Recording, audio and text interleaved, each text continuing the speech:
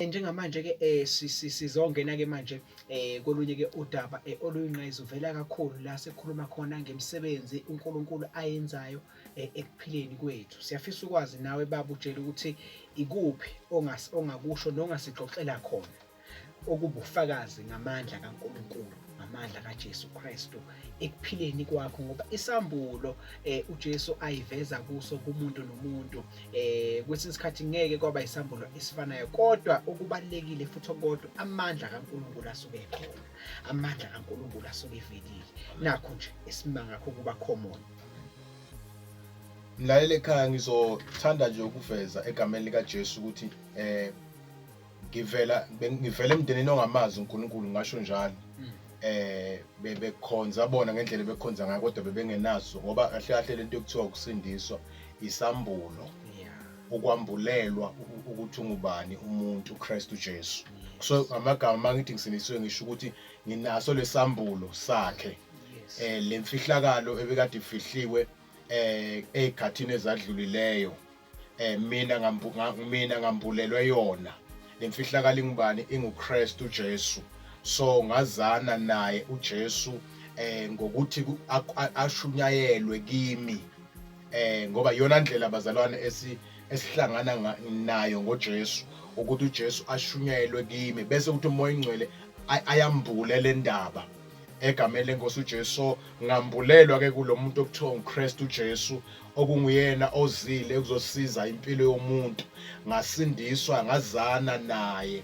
So akubanga lula ke bazalwane. Ngithe mangisindiswa kukhulunyiwe, abanye abantu babekile bathi no kulula ukusindiswa, but mina ngizothi akulula ukusindiswa egameni lika Jesu Kristu, ngoba ngesikhathi uqala insindiso ijeni, insindiso iwuhambo. Ake sithathe indaba kaIsrael esuka eGibhithe. Israel uyasindiswa ebugqilini buka Faro, and that was a journey abebezoyihamba.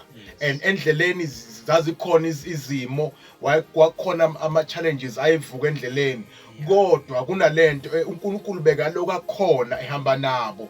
Bebemthuka, bemdelela, behlubuka, benze yonke into, but uNkulunkulu bekakhona ehamba nabo, ngoba bebenze izivumelwano naye. So uNkulunkulu behleze khona nabo, abuye akhumbule noma bebemthuka kwesinye isikhathi, but uNkulunkulu bebuye akhumbule izivumelwano, ngoba izivumelwano sabo noNkulunkulu besimenza ukuthi uNkulunkulu angasuki kubo, ngoba bebanjwe icovenant anayo nabo, namazwi akhuluma kuAbraham ukuthi ngizoba nenzalo yakho. So lento ibimbopha uNkulunkulu ukuthi noma ngabe labantu laba benzana endleleni kungihlubuka, but lento le ayikhuluma kuAbraham ukuthi ngizoba nawe, uzoba uyise wezizwe eziningi, and ngeke ngikushiye, ngeke ngikuyekele. So uNkulunkulu ke bekumbamba ukuthi ahlezi enaye uIsrael. Israel kwesinye isikhathi wayevela njengendodana engalaleli uNkulunkulu noma uyise, ngoba uNkulunkulu bekawuyise Israel, kodwa Israel kwesinye isikhathi bekavela hlubuka uNkulunkulu. Kodwa uNkulunkulu abe nomusa Israel, ngoba uNkulunkulu womusa. uNkulunkulu akasilahli bazalwane egameni, noma njengoba ngikhuluma ngabe estradini usuyitshela wena indaba yakho ayikho, it's over about impilo yakho, so iphethe noma kanjani. Ngizokutshela ukuthi uNkulunkulu ukhona. uNkulunkulu akamlahli futhi umuntu. uNkulunkulu uyamlandela umuntu, uNkulunkulu uyamfuna umuntu. Wena uyimvu elahlekile efunwa uNkulunkulu. uNkulunkulu ingakho iBhayibheli ngokuphenduka kokwesono esodwa ezulwini kuyahalaliswa. So izulu lindele nje ukuphenduka kwakho bese liyahalalisa. Nami ke bekunjalo empilweni. Nami bengihamba njengabantu bonke, ngitshela ukuthi ngiright, konke kuhamba kahle, kodwa ngaqala ukubona kanti bekumnyama ngesikhathi sengibona ukukhanya. Nami bengitshela ngihamba kahle endleleni, konke ngikwenza kahle njengabafana bonke abakhulayo, nasesikoleni konke kuhamba kahle, nakube ezinye izinto bengingazeli ezinye izinto, but nje ngangitshela nami ngiright, ngoba bazali ukulunga kwemvelo kufana edwedwe ezibolile. Ukulunga kwemvelo akusho ukuthi sezongena izulu. Baningi osilungile nolungile abakhona emhlabeni, kodwa ngifuna ukutshela ukuthi abakalungi phambi kwaNkulunkulu, ngoba iBhayibheli isilungisiswa ngokukholwa. Ukulunga sikuthola ngokukholwa. So nami bengithi nami ngilungile, ngikahle phambi kwaNkulunkulu, kanti ukulunga kwami bekuyizeleze, bengizolahlwa nakho, ngoba ukulunga kuqala ngesikhathi umuntu ekholwa uKristu Jesu ukuthi uyinkosi yamakhosi. Kwaqala kwathiwa manje sengilungile. lizethi iBhayibheli lami olungileyo wami uzophila ngokukholwa. So ngoba ngisizakele ngako ukukholwa kwathiwa ke ngilungile phambi kwaNkulunkulu. So kwaqala ke mangihlangana noJesu bazana njoba ngisho ukuthi ngivela efamily noma kubantu noma emndeni ongamazi uNkulunkulu noma ongenaso isambulo sikaKristu, though bebethanda nakuba bebethandaza ngeke ngikuphike bebethanda sithanda senza konke sizila esiyentabeni senza konke, but bengakambulwa lo muntu ekuthiwa uKristu Jesu, bengakambulwa inkosi, bengakahlangani nenkosi noma bengithandaza ngilithandaza uNkulunkulu but inkosi bengakambulwa, bengabi nazo isambulo sakhe. Bazana egameni lika siyakhumbula indaba kaSawuli ukuthi uSawuli uke wamelana nebandla wathi singela ibandla abanye babulala wenza yonke into ongayicabanga, but that day ehlangana naye waqala wathola isambulo ukuthi uze ukhuluma amagama uthi kanti ungubani wena nkosi engikuzingelayo. Yena becabanga ukuthi uyenza nje uzingela amakhola ubulala abantu, ucabanga ukuthi wenza kahle, kanti bekamelene nanomnikazi webandla. Ngesikhathi behlangana uthi ungubani wena nkosi, kuyacaca lokho usinika isambulo sokuthi kahle bekangamazi, bekangazi yena ukuthi bekathini uzingela ibandla kanti umelene nomnikazi webandla. So nami ke bengihamba ngifana nomuntu onjalo, kodwa uNkulunkulu ke wangenzela umusa ngoJesu ngasindiswa. Njengoba ngisho ukuthi impilo bingelula ke endleleni, but ke wangisindisa ngegazi lakhe, izono zami zaxolelwa. Ngithanda uJohane uma ebona uJesu eza uthi bhekani naliwundlu likaNkulunkulu elisusa izono. Lenkulumo kaJohane ikhuluma kwiNew Testament but ilanda izinto zakwi-Old Testament, ngoba kwi-Old Testament abantu bebasizakala ngegazi lewundlu, bekubulawa iwundlu bese kuchelwa igazi lakho kuthiwa ihlanziwe izono zakho. So uma ikhuluma uJohane umlanda uJesu in the Old Testament umveza eyiwundlu elisusa izono, ngoba lela wundlu laqala belisusa isono, kuthiwa belisusa isono somuntu nakuba bengawenza umsebenzi ophelele, but uJesu uzokwenza umsebenzi ophelele. Usethi mayembona ke uhlanganisa le umsebenzi kwa-Old Testament uhlanganisa lo msebenzi owawuzokwenza uJesu phambanweni, wathi no, naku ukuphelela komsebenzi, this is the ukuphelela kwensindiso na nayi ke le salvation ebenilindele, nayi le nsindiso ebenilindele sokwesikhathi ngikhuluma ngayo ilena ke enguJesu uqobo lwakhe, ngoba ulandele lendlela le system ebiyenzeka kwi-Old Testament yomthetho ukuthi mangabe ngonile bekumele ngize newundlu, ngize nalo kumpriest, kube umpriest ongcusela uNkulunkulu. Le wundlu liza nami, ngize nalo kumpriest bese liyabulawa bese kuchithwa igazi, kuthiwa kuhlanjwa izono. Athi umhlabeni wakudala igazi labaJuda aliwenza umsebenzi ophelele, uthi kodwa likaJesu lisusa ngisho icala. Lithi manje kuthiwa ke uJohane mayembona uthi ke bhekani nanti iwundlu, ngoba wayakhuluma nenkulumo nje because bona bebazi ukuthi iwundlu ekumele ihlatshwe ethempelini okuyilona elithatha izono zomuntu liyisuse, but kuthiwa mawufunda kuthiwa belingayisusi njalo but bezinyathelwa, belingawenzi umsebenzi ophelele. Kodwa ke beyisitshekela, but uJesu ke uJohane ke nanti iwundlu likaNkulunkulu ke manje, kanti lelane bekuyiwundlu lamaJuda, bebeyithathela bona esibayeni bathathe kuthiwa liyobulala kuyovunywa izono kulo, but leli ke uma imbona uJohane ukuthi nanti iwundlu likaNkulunkulu elisusa isono noma izono zezwe lonke, alisusa isono somuntu oyedwa but lezele ukususa izono zezwe lonke. Nawe labo uhlele ekhaya ngifuna ukutshela umsebenzi ophelele wenzeke eCalvary. Into esele ngakuwe manje ukuthi wena uvume ukuthi uJesu nguye nowafela amacala ami, bese uyamamukela njengenkosi nomsinisi wempilo yakho. So nami ke kwenza kanjalo, wenzeka kimi nomsebenzi ngamamukela uJesu njengenkosi ngasindiswa. And ngithe mangisindiswa ngebhadi angisindiselwanga enkonzweni noma ngasekhaya, but ngasindiswa ngisesikoleni ngikwenye indawo. Uma ngisindiswa ngile kwenye indawo ngahlukana nalomuntu ekuthiwa ubaba wami komoya, ngabiya kanjalo ngahlukana naye. Mina ke I was excited ukuthi ngisindisiwe, I was excited ukuthi izinto ngendlela ebezenza ngayo zenzeka fast bazalwane egameni lenkosi, ngoba ngithe mangisindiswa the first night I saw a vision. Ngaboniswa there was a man engayibona on the sky. and lendoda yayihlile esihlalweni I couldn't see clearly ukuthi kubakwenzakalani uma ihlile esihlalweni lendoda ngingakhona ukuyibona kahle but yayiphethe iBhayibheli yanginikeza athi ngithathe nanti izwi yanginika leBhayibheli from kusuka lapho ngaqale ngezwa lendlela yokulambela izwi ngalifunda izwi nganginika isikhathi ngifunda izwi and izwi lingitshela izinto ngifasta ngizila ukudla ngithandaza kwesikhathi ngiyivale endlini usuku lonke kanti ngidleni noNkulunkulu ngifunda izwi ngoba nginikiwe lencwadi nginikiwe lo mqulu kwathiwa kungathi lo muntu wayethi njengoba uqala lo hambo lo 9 days okuphilisa nganikwa ke lo mqulu ngafunda lezi usuku nosuku ngifunda lezi ngithandaza ngizila kwenzeka konke and kwaya ngokuya moya ingcwele wami ngathi ngambulelwa kwathiwa khona into ekuthiwa ngimoya ingcwele ukufunda kwakho izwi moya ingcwele ungahlangene nayo uma ungaphapatiswanga moya ingcwele kokwenza ungayi-understand le ndaba so kwafika isikhala khona ngisathandaza ngiyakhumbula ukuthi kwakuyiprayer ngalo langa ngithandaza uma ngithandaza enkonzweni ngathi ngiyahlabela nje ngezwe ulimi lwami luyaqala luyashintsha ngamangathi kwenzakalani lecula seliyephi ngoba sengikhuluma sengicula indlela engayazi ngaqhubeka ngacula ngezwe ukuthi nokodwa ngiyakhumbula ukuthi ngendlela ngi-excited ngayo in my spirit kwakuthi angigxuma inhliziyo ngoba ngangizwa enye into ngathi khonto yangifikela nje engayazi nami ukuthi kwakwenzakalani empilweni yami kanti ngangibhabhadiswa ngamandla amoya ingcwele ngaqala from that day ngakhuluma ngelimi it was a sign yokuthi sengibhabhadisiwe ngamandla amoya ingcwele ngakhuluma ngelimi yaqala kindaba bazani uhambo lwami laqala lwangasaba nzima ngoba sekukhona nomuntu ekuthiwa umoya ingcwele umoya ingcwele is God himself umoya ingcwele ngubuthathu bukaNkulunkulu noma is the third person in the Trinity of God ungowesithathu noma ungowesithathu ebuthathwini bukaNkulunkulu wafika umoya ingcwele wayilekelela impilo yami athi no awuseze ukuhamba ke wedwa manje sewuzohambela nangu ucomforta nangu ozokududuza endleleni usuhambela nangu ozokufundisa nje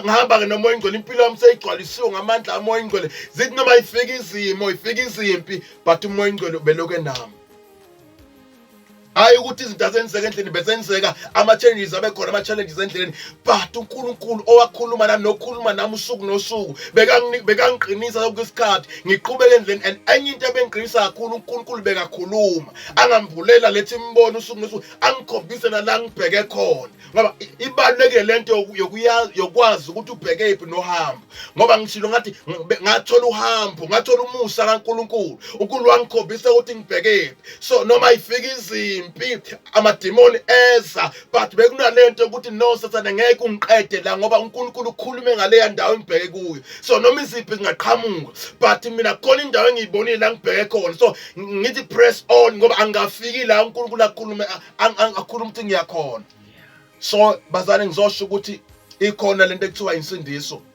kuyahlukaneka nesono ivangeli kaJesu lihlukanisa umuntu nesono bazalwane ivangeli likaJesu liletha iseparation between wena nesono benikade nikanye nesono but makufika uJesu kuba khona kwehlukana phakathi kwalento kwethiwa isono nomuntu okuKristu Jesu ngoba iBhayibheli lami umuntu ekuKristu Jesu uyisidalwa esisha okudala sekudlulile sekuvela okusha ngamagama impilo yakho iba yintsha impilo yakho iba yintsha uyaqala manje nendlela ocabanga ngayo yonke iyashintsha iyaguqulwa athi ohlabela athi yonke imicabango yakho yaguquka kuba ilunge athi nemhambo yakho inkambo yakho mayishintshe awukwazi ukusindiswa inkambo yakho ingashintshi so ngamagama uma usindiswa sewulayela umoya ingcwele manje umoya ingcwele uyakhuluma ke bazalwane ekhaya ake ngisho umoya ingcwele uyakhuluma umoya ingcwele kwakuthina ngisho noma ugqoka athi umoya ingcwele ungayigqokule lokwe asidingi ukuthi sitshelwe ngabafundisi noma sitshelwe ngabantu ukuthi akwagqoki kahle uma umzalwane noma ugqoke kanje but umoya ingcwele uyakhuluma ngoba uphila kuwe uma ugqoka phela awuyigqokeli wena ugqokisa nawo umoya ingcwele so umoya ingcwele akalithandi ihlazo umoya ingcwele umoya ingcwele uyathanda ukuthi ube kahle phambi kwaNkulunkulu uma uyokhonza nje yonke into yakhe ilawulwe umoya ingcwele uyakhuluma bazalwane sonke ingakho sizokhuzwa emasontweni ngoba umoya ingcwele as-communicate nomoya ingcwele asikazifundisi ukuxoxa nomoya ingcwele uma be lapha ekhaya ubungayifundisa kwakho ubudlelwano obuhle nomoya ingcwele bekuzokwenza ukuthi ungabe lokukutshela ukuthi lokhu kuyisono lokho kunjani bengeke ube nemibuzo eminingi lo nawo njengamanje ukuthi umzana uyiphatha kanjani umzana uphila kanjani umzana uhamba kanjani bengeke ube nawo leyo nkinga ngoba ngizokutshela ukuthi umoya ingcwele uzele lapho ukukusiza iBhayibheli uyasiza ebuthakathakeni bethu uzele uzokusiza umoya ingcwele so umoya ingcwele uyakhuluma umoya ingcwele uyakutshela ukuthi la ukhona khona akukho right uyakutshela umoya ingcwele lakho ingani uDavid ukhulumile wathi ubusise umuntu ongahambi ngezoluleko zababi ongeme enkundleni yabona ngesikhathi usendaweni enjalo umoya ingcwele avela aqhubulele lo verse avela kunike lo mbhalo no bafethu babhayini uvalelise ngoba umoya ingcwele akasayifuni le ndawo sohlele kuyona umoya ingcwele uyakhuluma bazalwane egameni likaJesu umoya ingcwele is a person uyakhuluma ufuna ukukhuluma nawe noma uvuka ekseni khuluma xoxa nomoya ingcwele xoxa naye ekseni xoxe naye noma unini noma ngabe ikuphi noma athi use bathroom uyageza but umoya ingcwele usuke khona lapho ngoba abanye babecabanga phethu uNkulunkulu bazalwane uba khona mangabe sewu serious uNkulunkulu uba khona mangabe sekonzweni no akusinjalo bazalwane noma athi usetaxi noma athi uyadrive lapho emgwaqweni umoya ingcwele uyakhuluma bangakuzwa abantu ukhuluma ngelimi udriver bathi kwenze njani kanti no this person is connected umoya ingcwele bakhuluma baxoxisana egameni lenkosi so kukwenza ukuthi kuyakukhulisa lokho bazalwane ngesikhathi ucommunicate nomoya ingcwele uyakhula ekumazini uNkulunkulu uyakhula esambulweni umazi ukuthi yena uKristu ungubani ngoba umoya ingcwele bazalwane ozokwambula uKristu kithi egameni lenkosi uJesu inamandla ngendlela ke esimanga siyabonga kakhulu sekutholile ke ngempela ubufakazi obuqinileyo ngamandla kamoya oyingcwele siyacela nje mfundisi ukuthi ke usanda usipha nezwe nalowo ozothi mangabe lizwa ngempela athi mangabe ekhuluma izayo ukuthi uyabenza laba abalaleli izwi bafane nezinkuni bese ke lo olukhulumayo enza amazwi akhe abe amalangabi omlilo njengamanje ke inhliziyo zethu zisondele ilambele ukuba zidle. Haleluya.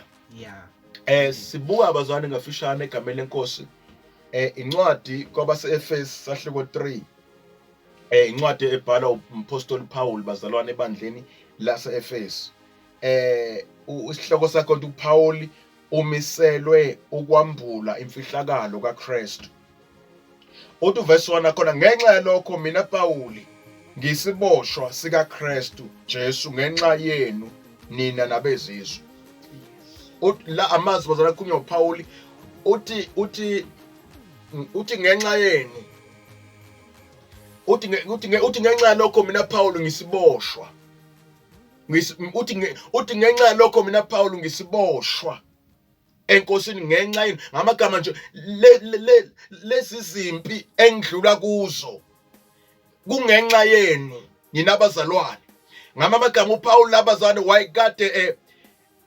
wayekade isiboshwe eboshiwe lesikhathi lesi wayekade fakwe amaketangu lesikhathi uyikhuluma lento uboshiwe uPaul but eboshiwe kanjani uthi mina ngisiboshwa abazalwane ngenxa yenu ngenxa yenu mina ngisiboshwa ngoba siyokhumbula uPaul bazana emuva esengusawula ukuthi ngingayikhotha kancane ngayikhotha ukuthi uke wazingela ini ibandla ngesikhathi ezingela ibandla bekade ekwi-group yabantu abamelene nensindiso okwakungabaFarisi nabonke labo bantu labonke so bamthemba uSawuli ngoba uSawuli kuthiwa wafundela ilaw uma efundela ilaw kuthiwa wayekade wazi esazi imithetho eshisekela umthetho so umthetho ngokomthetho wabo bamelene noJesu so uma ngabe uPaul noma uSawuli ehamba kanjalo that day hlangana noJesu bazana wanikwa lo Musa ekuthiwa isalvi noma umusa kaNkulunkulu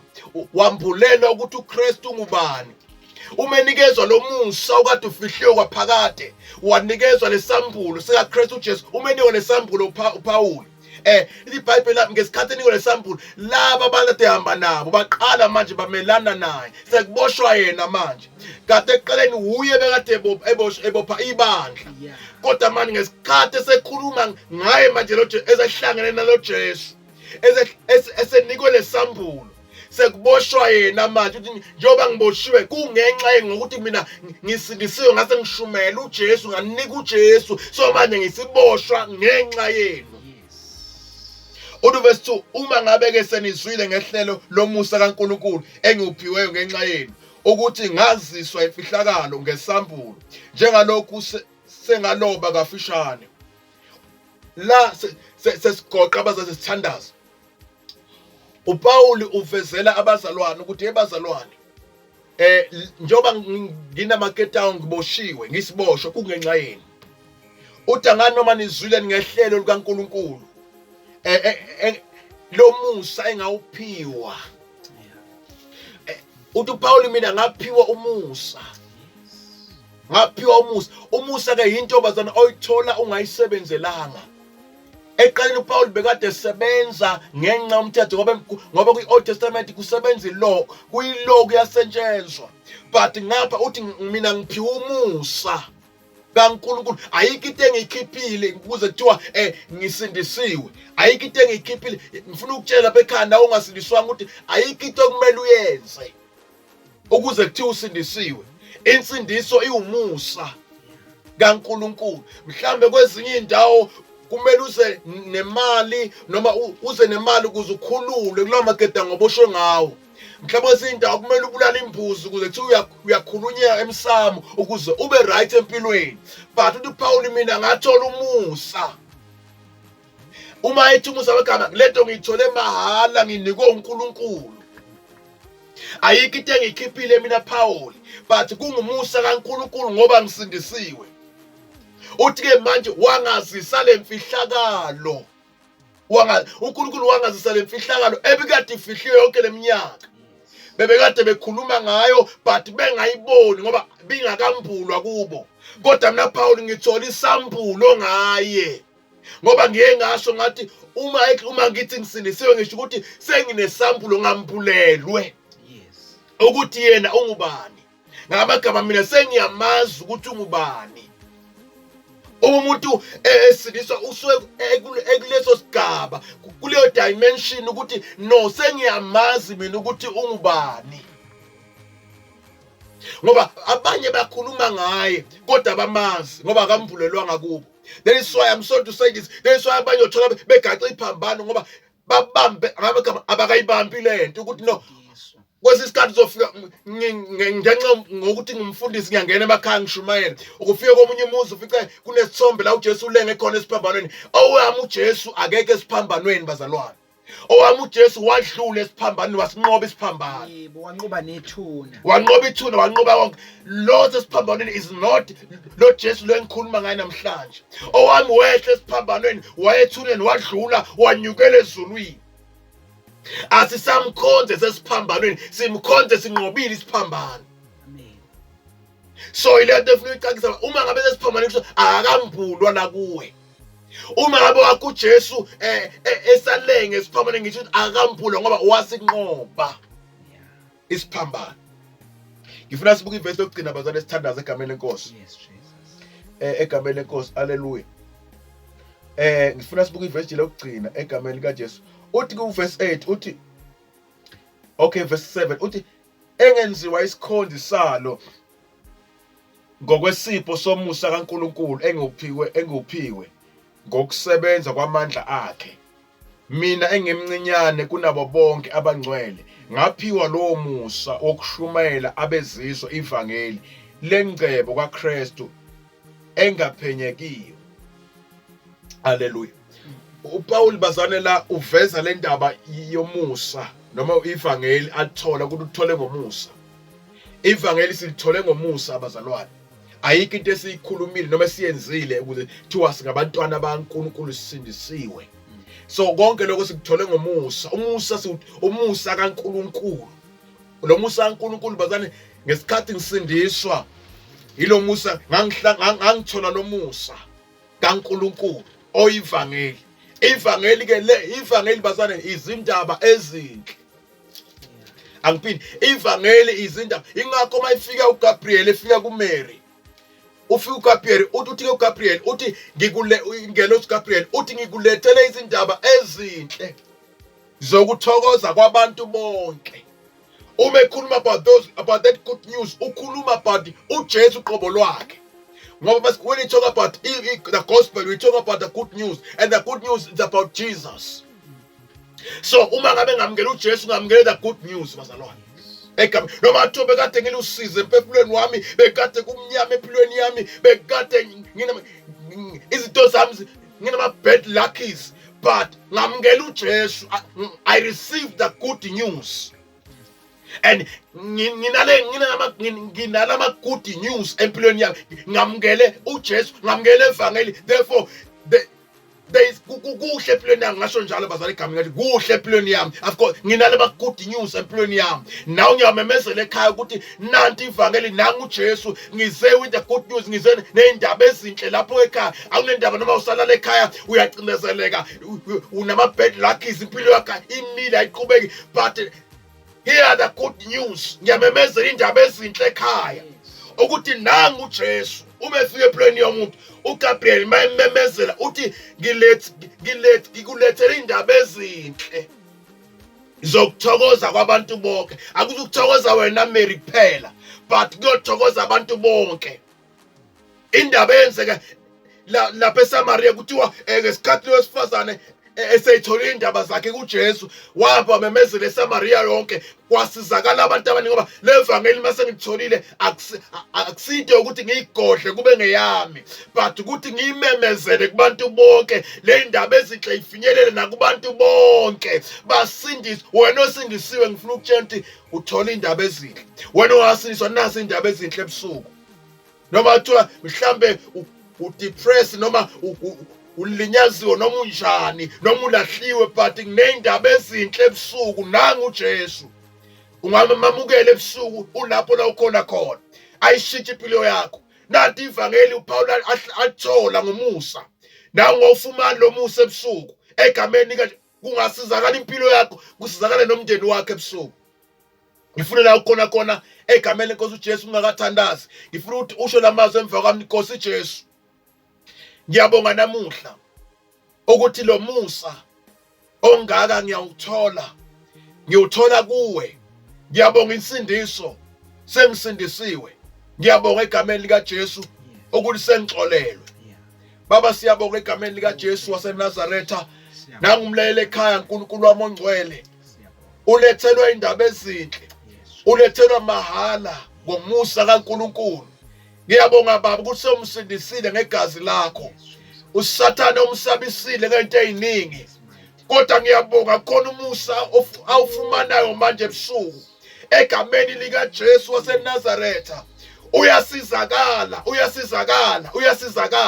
Noma sekushuka thi unamabhadi wena izinto zakho ayilungi, Baba ngimemezela indaba ezinhle kuye ngegama lika Jesu waseNazaretha. Kuyakhanya empilweni yakhe. Sibongile uNkulunkulu umusa ongaka egameni lika Jesu Christ. We give the praise. Amen.